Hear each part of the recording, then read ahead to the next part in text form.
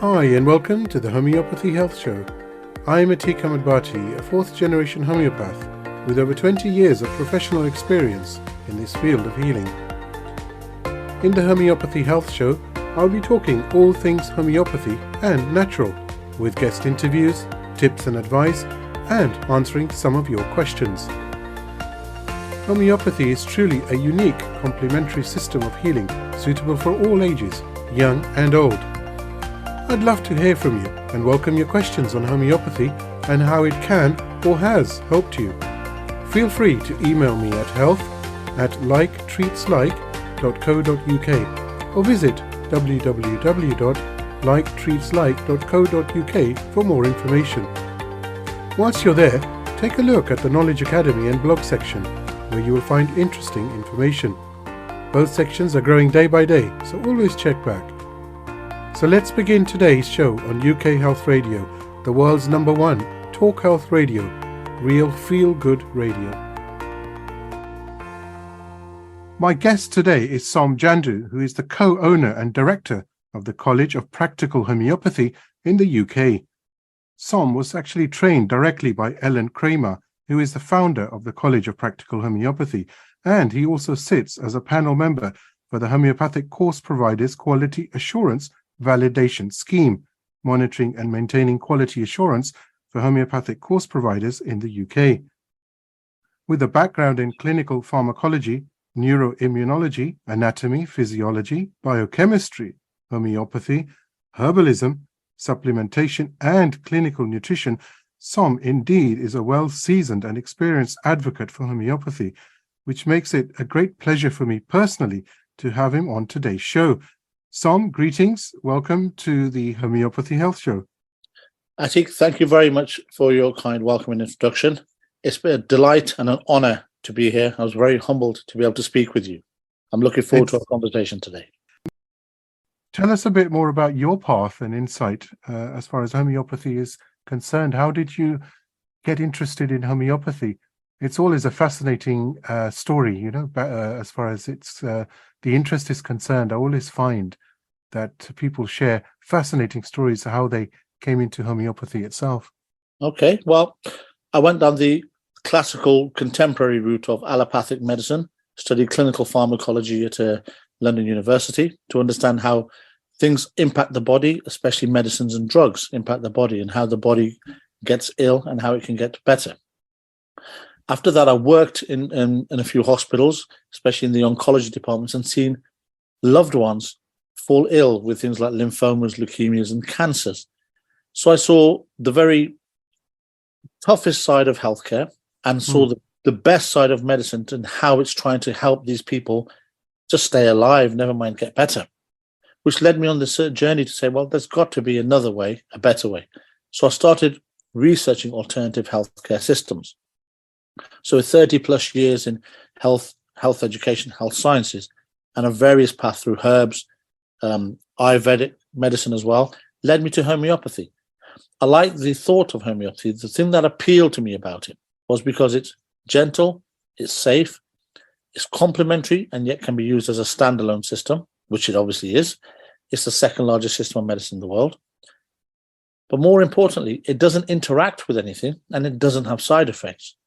Now, very few systems of medicine in the world can make claims such as that. The also fact is that when the principles of homeopathy, when the remedies are succussed to a point where you cannot see any crude matter, we're almost in the energetic field here of quantum mechanics and quantum energy.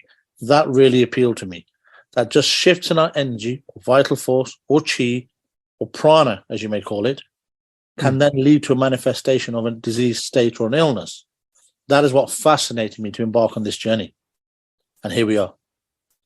It is fascinating, isn't it, that this system of medicine, like you said, it's the second largest system of medicine outside of the conventional system that we have. Yes.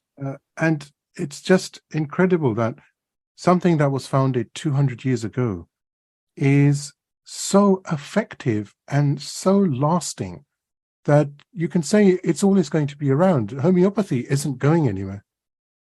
No, it's not going anywhere. It's I think quite the contrary. It's been around since the earth has been created. because everything that's used in homeopathy is derived from the earth, from minerals, plants, animals. So we walk on this earth together. And in every country, every native land, there are sources and resources there of healing, the healing arts. Some scriptures may say, it's not a biblical quote this, but some scriptures will say, the fruits of the trees are for the healing of the nations. Now we can look through ancient civilizations to find out that before drugs were invented, people healed themselves. I myself am in my 50s. I have parents in their mid to late 70s, and some of us have grandparents in their 80s and 90s. If we sit with the elders, they will tell us of a time when drugs were not invented. They will still go back to their siblings and talk about remedies in local villages, cities, centers, and communities and countries, which the Western world is not even aware of. So there's been ways to heal the body without medication ever since civilization has been around. So we should embrace that and say, well, there's longevity in people who are still proud that they have their own eyesight, their own teeth, they have their faculties, they don't have arthritis, and they're still mobile into the 80s, 90s, and even into their centenary years. So there's a lot we've yet to learn about natural and worldwide healing. It's so true, isn't it? And also, I mean, the point that you make is so important that if people were ill and there was no treatment, there would be no one left on the planet anyway, right? So there's no human being who does not fall ill. Everybody has some sort of disease at one point or another in their lifetimes. Use it freely, use it extensively, and use what works. People, go for this. Is it tried? Is it tested? Now, you said we call them the healing arts. There are various healing arts in the world, and every art, like every job, has its own tools and its own language. Homeopaths, we will use remedies. We call them remedies, and I love that word remedy because it tells us that it fixes the situation. It remedies it. Doctors in the allopathic conventional world, they use chemicals, which we call drugs, medicines. Herbalists use herbs. Acupuncturists use needles. Nutritionists use food and supplements. Aromatherapists use oils. Reiki practitioners use energy. Chiropractors use the hands. So we have all these healing arts that we go to anywhere in the world. And every healing art has its own toolkit. So homeopaths will use remedies, which is the energetic memory of accrued matter, which goes inside the body and helps the vital force realign itself back to health. So the first principle we must remember is if there's no healing power, nothing would heal. We have a bruise, the body knows how to heal itself. If I cut myself shaving, my body knows how to heal itself. Women will give birth to children, their body will realign and adjust itself back to normal. So we know there's something inside every cell in our body that knows how to repair itself. When that system goes awry or loses its way, a disease or illness will manifest. That is what all us homeopaths know as the vital force. This energy within us that has this all-knowing way to heal itself. But sometimes it gets knocked by a toxin, a trauma, a thought, a lifestyle, a pollutant, and then it loses its way. So the remedy helps to remedy and realign the vital force, where the vital force, this all-knowing force that's inside every one of us living souls, knows how to realign itself. We often teach here at the college that it's not the remedies that do the healing. They help the vital force realign itself, get itself back on track, and it will do the rest. So that's the framework with which we think and we practice as homeopaths. So we have to understand what is it that gets us from health to ill health, and how can we restore that back? Sometimes people will come to us and say, my doctor or my healthcare practitioner in whatever field they work in tells me this is impossible or it cannot be cured. And what we tell them is it may not be cured by that system or may not be treated by that system. So maybe explore another system. Don't put all your eggs in one basket and say this is the only way of health. Because as long as civilization has been arrived on this earth, civilization has known how to heal itself. And every civilization has its own tools, techniques, and methods. So the more open our mind is, the more we can learn, rather than closing it down and saying, this is the only way. I love that, what you've just said about the founder of homeopathy, Samuel Hahnemann. We have the word allopathy and homeopathy. First thing is the word pathos, which is Latin for disease state. So we know that there's a disease state.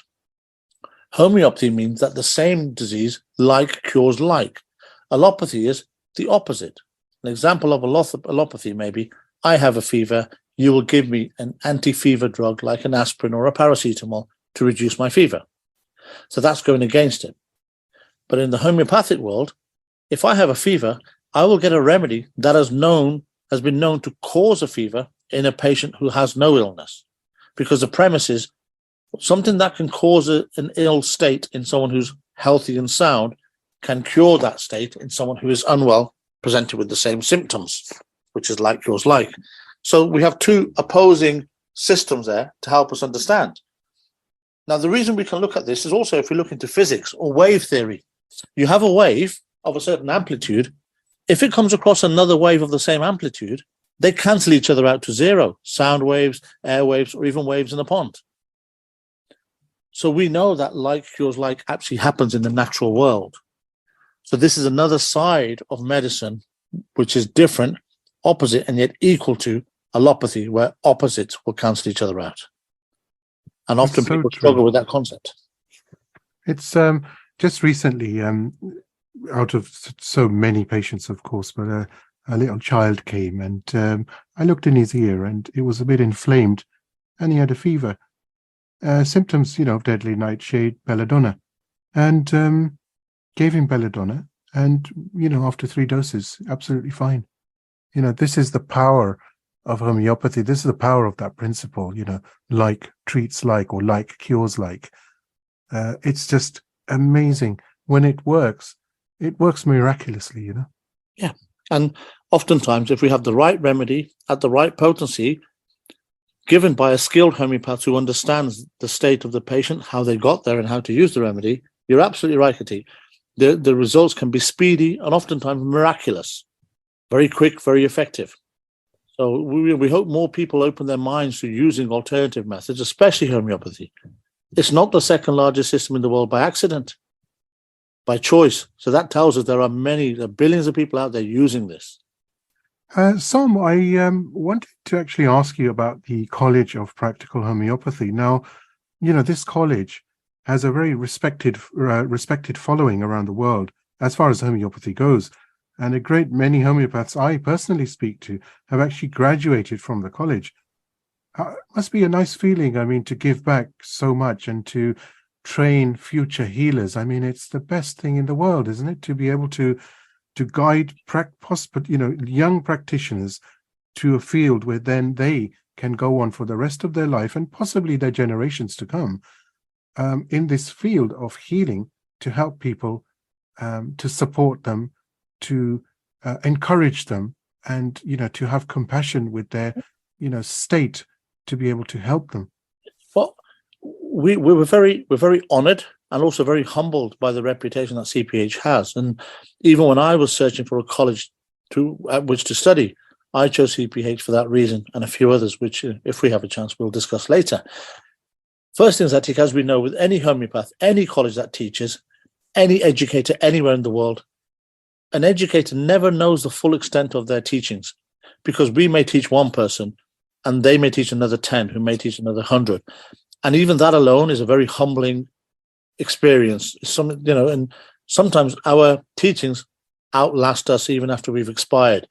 So to be in that fortunate position where we're sharing knowledge that we've learned from our predecessors, that we've added to with our own experience, and sharing that with the future generations, we tell them at CPH here, don't do what we do it better than we do, add to it to keep homeopathy progressing for the modern world and the modern patient with modern illnesses and disease states that are yet to come, which we haven't foreseen.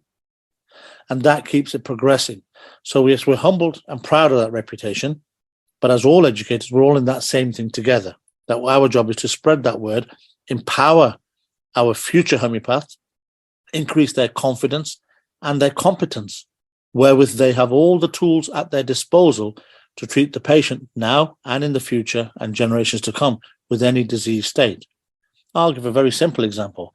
100 years ago, things like the contraceptive pill and HRT did not exist. Now, people may take this, and this can, as it's known, has passed down from mother to daughter generationally, even if the offspring have not had the pill. Medicines manifest and carry on their effects in the next generation. So when we deal with these, even our forefathers who may have learned homeopathy a different way, will not have the tools to deal with the modern patient. Generational changes epigenetically, that change the structure and the way the person responds. And this is something that we see all around the world, where younger girls are reaching puberty sooner, they're having issues with menses and amenorrhea, dysmenorrhea at an earlier age and stage, and manifesting all sorts of illnesses like hirsutism and acne way before their teenage years even. We have children as young as 7 and 8 starting menses early. Why? Because this hormones in the mother's body have passed to the child and sped up and accelerated the process of maturation.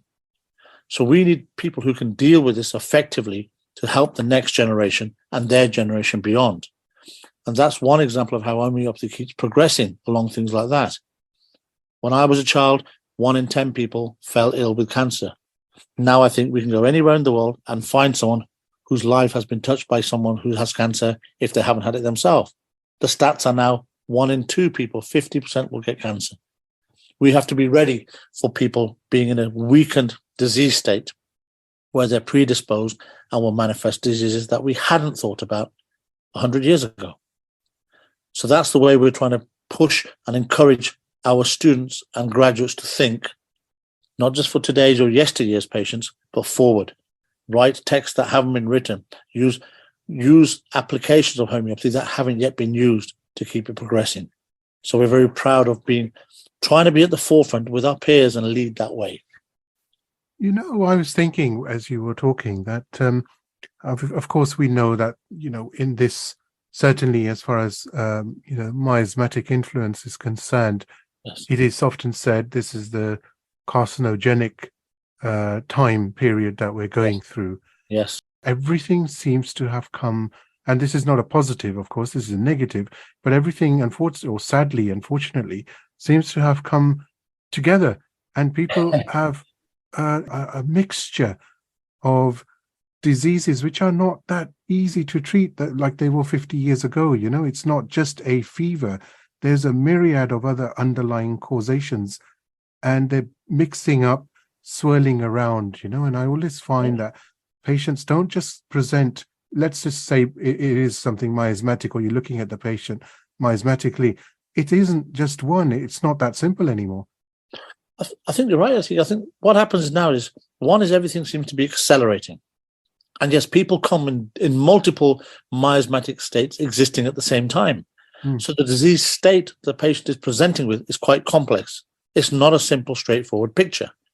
People can have 2 or 3 active miasms at the same time, psychotic, carcinosin, etc. The carcinosin miasm, the cancer miasm, as we call it, is often an amalgamation of the miasms that predated anyway, psoric, psychotic, syphilitic, and tubercular. So it could be a manifestation of any or all of these existing at one and the same time, not just in sequence or differently. The other thing that we teach and we share with people, the cancer miasm isn't just a way of manifesting cancer as an illness. It's a mindset, the mindset of fear. And we've seen that around with this pandemic around the world for the last 3 years. People are very fearful of illness, very afraid, very uncertain. Just the fear, uncertainty, and worry lowers our immune system by virtue of the fact that we're worrying. It puts our adrenal system in overdrive, reduces our immune response, thereby, ergo, we are going to get more illnesses because we're more susceptible by the very fact of our own self-inflicted stress. When we look around, we have some reality TV, which is a fascinating insight into social experiments with people. The newer generation, they've had a lot of time with their parents. Parents are more hands-on with their children nowadays, which is great. There is downsides to everything, though. We have a phrase, in strength there is weakness, and in weakness there is strength. When we approve and give a well done and pat on the back to the children, sometimes they lack the robustness that our fathers and forefathers had before us, that hard grit, what we call the silica state, get up and do things. And so this constant need for approval or a pat on the back makes us weaker. That's also a carcinosin miasm. Am I worthy? Am I pretty? We look at social media. We look at campaigns for natural beauty that encourage us to love ourselves as we are without social media filters. And this is all for the approval of others. How many likes and thumbs up do I get on certain social media channels? So when we have a state where humankind's self-worth is based on how other people perceive them, that's quite sad and worrying. So we have to deal with that And that's something that we hadn't factored in for even 50 years or even half a generation ago. Something very close to my heart, actually, this, because I have been looking at and treating over the last certainly 5 years. And in fact, it actually peaked during COVID, funnily enough, mental health conditions. Now, what I have found, having focused so heavily on mental health conditions, because there were so many patients with the same type of ailment, and it was all related to emotions and an imbalance mentally, that it's just the situation that I find is that people are, we talk about carcinosin, but it's the age of mental health complaints, and it's a result of social media. I love social media. Look, for the Homeopathy Health Show, we promote homeopathy on all the social media channels, Instagram, TikTok, Facebook, whatnot. But like you said, it's this conformity that comes into play for the younger generation, which is a concern that you have to look a certain way to be seen as appropriate. And that's not how it's supposed to be. This is not what we want to be passing to our generations.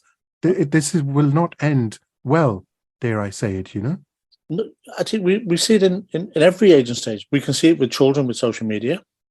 We see it with people in relationships where we're constantly yearning for the approval of our partners. Children yearn for the approval of their parents. Even as adults, we want the approval of our parents. Oh, well done. I'm proud of you. Congratulations. When we seek externally, that means there's something lacking internally. And that leads to insecurities. The insecurities, that we often describe this as the cancer miasm mindset. Am I good enough? And we find people who do that, they often work in places, they give back. They work in charities, they work in charity shops, they work in a nursing shelter or a homeless shelter or a shelter for animals or affected children to give back. Then they say, I love charity, it's my way of feeling good. That's very noble. But we ask them, say, what's your life been like? It's been quite tough, it's been this way. So this manifests illnesses in other ways. Then it's funny how we look around at people who have cancer, and I ask our audience, say, have a look at the people whose lives have been touched by cancer, and someone we all know. We all know people. I say, what was that person like? And often we find they're very gentle, they're very loving, they're very nice, they're very timid, they're very mild, they're very yielding. These are the kind of words oftentimes used to describe people who manifest and have a journey through cancer. There may be others who may smoke or take social drugs or drink too much and have manifest an illness of cancer, which has been caused by a toxin inside the body. If it hasn't, it's been caused by a thought. So these thoughts can be quite effective to us as well. And they cascade through our body. They affect our nervous system. They affect our hormonal system. They affect our physiology and our biochemistry. And then an illness manifests. And then we're like, crikey, I've got this. Oh my gosh, I think I'm going to die. Not really. What is your body's dialogue with itself? Your body's telling yourself, I'm not worthy. So what does the body do? Okay, you're not worthy, so why don't we destroy yourself? And wherever we feel it, in whatever organ system, that is where it will manifest. And that's what homeopathy helps us to understand. So when we talk about practical homeopathy, we say, well, let's do what we can to help our patient get better. Forget the theory. Let's apply it. We have methods to guide us and give us a framework to help the patient heal. We've all been taught of symptom similarity. The guiding symptoms guide us to the right remedy. Here we have a philosophy at CPH of etiology before symptomology. Let's understand what's caused you to become unwell, and then let's reverse that process so you become well again. And we have a phrase here, we go, the only place where hope is gone is in dead people. Where there is life, there is hope. If the body can produce it, the body can reduce it. So we have to go on a journey with that patient through their timeline and their case taking to find out all the things that happened in their life that led to this manifestation. Now, you and I, Atik, know that we have remedy pictures for remedies. You're doing belladonna, or you're so nux vomica, or you're so arsenicum. We know what that means as homeopaths. So why can't we say something, oh, you're doing carcinosin right now? Am I? Yes. Just like a child is naughty, we say you're being a naughty boy. Not you're a bad child, but you've done a bad thing. We can talk to patients and say, you're not a bad person. You've got something that appears bad. Let's find out what led to that. Now let's unravel that back. And the remedies are going to help your vital force align itself so you don't feel that way anymore. We may have to work short time. We may have to work a long time. We may have to work holistically and do all systems go if your disease state is that far gone. There may be times that we can help. There may be times that we can no longer help because the body might be too far gone. But then if we apply that thinking to any disease state, even if it's the earache, as you just mentioned, how did the patient get that way? What has made them susceptible, which is what the miasmatic theory is all about? What has predisposed me to manifest this? We also often teach that behind an acute, there's a long-term chronic that is manifest as a flare-up. So acutes may come and go, but we say, well, what is in this person that's made them manifest and display these symptoms? It's just that kind of mindset that we bring. Now, you mentioned about, just briefly mentioned about homeopathy and how you work on practitioners and patients, but what's the college offering as far as the structure of courses and, how do you find that? Is that UK based only? I know when we spoke before the show, you mentioned some other campuses. Am I correct? Okay, well, the college has its base and foundation in the UK. It was formed in the UK. We had physical colleges in Birmingham, in the middle of the country, and in London. Over the last 20 years, with the advent and the widespread usage of the internet, the founder, Ellen Kramer, she had the foresight to say, hang on, we need to be able to make this system of healing, this system of learning, more widely available to everybody around the world. And the internet provided the ideal platform. And she wanted to make it effective, affordable, and reachable, so people did not have to turn up physically at campus. So she underwent this whole revision of the course to turn it from a classroom-based course to one that's delivered via the internet. It's not an online course, which means you have to attend by physically being online. No, you get your lessons, which are delivered via the internet. You download and you study them. That saves the patient, the student, having to purchase too many books to enhance their studies, because the whole course is written to get somebody from knowing nothing to becoming a professionally licensed, qualified homeopath. So it's not someone who has an interest, it's to make them a practitioner. We have two courses, one for someone who knows nothing. That's a 3-level course, certificate, diploma, and licentiate. The other one is a postgraduate licentiate for people who are already healthcare professionals. They may be doctors, nurses, pharmacists, osteopaths, physiotherapists, or they may be people in the healing arts, nutritionists, physiologists, cranial sacral therapists, Reiki practitioners, and such, and herbalists, aromatherapists, who have an understanding of the body and the body system, but yet want to take it further. And the way we teach homeopathy here is a very holistic, integrated, and immersive approach. So we don't just teach one method of homeopathy either. We teach 15 to give the patient, the student, a framework in which they can position their patient where the patient's at on their journey, and then move them along using various methods to a picture of health and restore that patient's health. And we enhance that with training them in nutrition, herbs, supplementation as well. We use bowel notas, meditative provings, the flower essences. It's a fully integrated and immersive course. So our homeopaths come out not only being able very competently to use their homeopathic remedies and methods in which to apply them, but how to support the body nutritionally, supplementary, because it will be deficient. The body, if the body lacks the resources to heal, no matter what energetic information we give, it will not do so. As I often say to our students here, the remedies are the recipe. The food and the nutrition are the ingredients. Because if the recipe tells a vital force how to align itself, it needs the tools and the resources to rebuild itself and restore itself back to health, either via vitamins, minerals, the food macros, proteins, carbs, fats, or other stuff, cellular nutrition with the tissue salts. So when we have that whole integrated, holistic approach, we look at the patient from a multifaceted approach. That's how we train our students here. That also enables them to pick up any report from a doctor, from a nutritionist or a herbalist, understand where the patient's at, the journey the patient's been on, and where we can take it from here. Herman Kepler was on the show.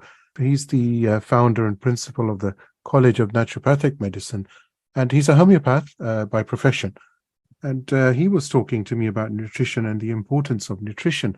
And I think it's very true what you're saying, because nowadays, because of the depleted soil, the overproduction of food, the fact that, I don't know, really, is anything really pure anymore? Is it all processed? Who knows? But certainly, considering the way that we're breaking out into disease, I think personally, food is actually playing a huge role in this. We are truly becoming, we are what we eat type of thing, and unfortunately, the food is so processed and so full of chemicals that they're causing havoc inside. It's confusing the body. It's confusing the immune system. No wonder autoimmune diseases are on the rise. Absolutely. I mean, again, we've heard in scriptures, let food be thy medicine and medicine be thy food. Yes. The first thing we need to do is eat good food. I mean, when I was younger, we only had food. We went shopping for food. We didn't go shopping for organic food. It was just food because in those days it was organic. Nowadays, if I go to the store and I see an aisle that says organic food, by definition, the shopkeeper is telling me that everything else is inorganic. That tells me it's made with chemicals. Pesticides, herbicides, steroids, plant sterols, antibiotics, etc., etc. So the food might look nice and shiny. It might look appealing to the eye. It might have wax on it to make it look healthy. But all these things in my body are not going to be healthy for me because that's not the way natural food is done. And yet, if we go to a farm, especially an organic farm, we might find even apples and pears and tomatoes, they're all shaped differently. They don't all look identical. They're not all precisely the same size because every plant will grow the way it needs to through the soil that's enriched by the minerals. But if the mineral depleted soil is producing fruit and the fruit's larger and bigger but less tasty, less nutritious, it's because it's being raised from minerally depleted soil. This leads us to something very important in nutrition as well, Atik, even in homeopathy or herbalism or anything. People take a multivitamin supplement. But we always tell our patients and our students, vitamins don't act well in the absence of minerals. So you need minerals first. And when we eat our plants and our fruits and our vegetables and everything that grows from the earth and nature, it's loaded with minerals as well as vitamins. Minerals come first. We have minerals in our salt, Himalayan salt, Celtic sea salt, etc. We remineralize our body. When we have to have healthy teeth and bones, we say you need minerals, calcium, phosphorus, fluoride. So we know that minerals play an essential part in our body, and yet we don't focus on them too much. We didn't need to because when we plucked things from trees, dug them out of the ground, they were loaded with minerals. So minerals are the first essential building block of life. Then come vitamins, then come your macros, because they make up everything else. Isn't that important? Isn't that interesting to see that way? Now I have a little story to tell people. When we plant a plant in some soil and we water it, that little plant grows larger and larger and bigger and may eventually give us some fruit. And all we did was apply water to it. And it grew into a plant. So that's one, how important water is to life. Second is how important minerals are because the soil has minerals in it. But isn't this the funny thing? The bigger the plants get, our soil, if you measure it in a pot, the soil doesn't deplete itself, does it? It may come down a little bit, being compacted by the repeated watering. But the soil is still there. So it's not the sucking up of the soil that the plant grows large and big. It's taking the minerals from the soil. Then we think, well, how can the soil be depleted? Well, it isn't because we replenish it with water. We go to the store and we buy water. It's called mineral water. All water has minerals in it unless it's been distilled. So water is essential to life because it's got the minerals. The minerals come from the water, feed the soil, which we suck up into our plants, which we ingest into our bodies. It's that simple. So we tell people, are you drinking enough? Are you eating wholesome food first? Because without that, no remedy will remedy you. So it's just these basic concepts where we don't give it enough thought. Think, okay, I'll buy it from the store, which has been packed and dehydrated or frozen for months. Get it as fresh as you can, as close to as nature intended. Soak it in water. Drink as much water as you can. It will rehydrate you and remineralize you. That's just a little example of one of the stories we tell. Very, very important advice as well, actually. Som, I actually wanted to ask you, over the last several years, homeopathy has actually begun to attract a new, younger audience around the world. And although this has actually always been the case, it seems to be very much more prevalent now than ever before. Is a huge interest in homeopathy, whether or not somebody actually goes to study. that's a different subject matter altogether. But the fact that the interest in homeopathy, where people are able to have certain remedies, first aid remedies at home, this is growing day by day. And I see this not just in the UK, but all around the world with people I'm speaking to all the time. And what are your thoughts on this? Well, thanks firstly to people like yourself, Atik, who use platforms like this to raise the awareness of homeopathy amongst everybody around the world. Thanks to all the educators before us and working with us right now. Every voice who talks about alternative healthcare raises the awareness. Every homeopath who talks this way and has this passion makes people intrigued.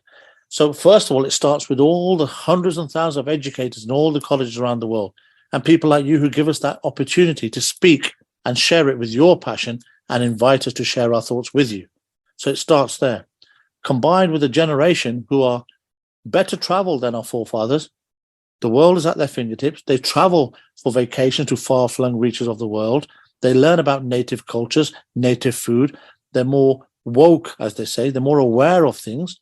And they're also more cautious of ingesting things in their body, which are chemicals and drugs. So when we have a generation that's actually healthier in that respect, they have a better appreciation for their bodies. I read recently that the younger generation do not drink as recklessly as the generations before. Alcohol's on the decline. Smoking is less. So people are generally healthier or more body aware. Even if it's only for social media, it has a positive impact on them. So they are less likely to put toxins in their bodies and search an alternative. More people are into healing art, things like yoga and Reiki, going for nature walks. All this combined lets people be in touch with their true self, which is to be out there amongst nature and have things that are naturally aligned and created for their body. People have gone to herbs such as elderflower, etc., to rhodiola to increase their immune system. More people are aware of things like vitamin C and vitamin D for short-term and long-term immunity, respectively. People are taking oregano oil and turmeric to boost their antibiotics and immune systems that way. So when people are generally more aware and they share, this is growing. So we're on the cusp of a wave which is surely set to grow over the next decade or two. And we're grateful. I'm quite sure. Yeah, I'm quite sure it's going to grow. It's going to go in leaps and bounds, which is just good. Knowledge is key to everything, to success. You're 100% correct, Atik. I think the younger generation, they're more aware, but they're also more empowered. I think that's the word. They want to take charge of their lives. Let me see what my options are. And the power of social media, they will go into their own social groups and networks and be influenced by each other. So this public sharing of information, this public anecdotal evidence, try this, it worked for me. It's everywhere, from household goods to Trustpilot and TripAdvisor and sharing of healthcare tips. People are increasingly want to take, they're skeptical of being told, but they're pro learning and sharing from real life experience. It's like they say, don't go to your butcher and ask him if you should become a vegetarian. So it's things like this. So the younger generation, hang on, I will ask my friends, thank you very much. I will put it on social media, see if anyone's had this experience and share it with me themselves. Homeopaths are helping, like other modalities, to serve humanity. This is what we're doing. Yeah. I was saying to, I think it was Camilla Scher I was speaking to, and I said that every homeopath has this compassion. You can't be a homeopath without having compassion. It's there. It's part of you. You are one and the same. And it's that compassion which enables one to serve humanity, which then actually it wins the blessings of God anyhow. It's the best position to be in. This is so important. When I was a student at CPHU, so when I applied, I had some credentials beforehand in healthcare. I remember the conversation I had with her, and she said, "Som, the most important thing for me is that you genuinely have to care about people." She goes, "We can make homeopaths from anybody, but the ones who make the best homeopaths are ones who really, really care about mankind and humankind. I want to help them, impart them." And that's their compassion. And that's what we look for. That's what we instill. They're part of our values, as all homeopaths are. I often say to prospective students when they speak with me, I said, beware, this comes with a health warning. The warning is homeopathy is like a superpower.